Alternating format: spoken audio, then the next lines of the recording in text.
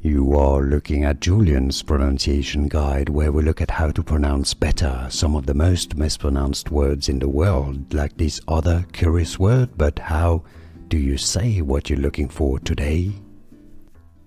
Let's learn how to pronounce this verb once and for all correctly. This is one of the irregular verbs in English. So you don't say leaded, he leaded his group to victory. No. The verb to lead, as in the leader, somebody who leads a team or a group, lead, to lead.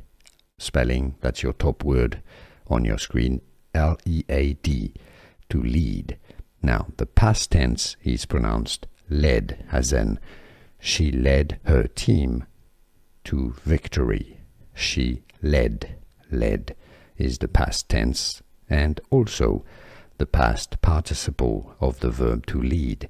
So, lead, led, led.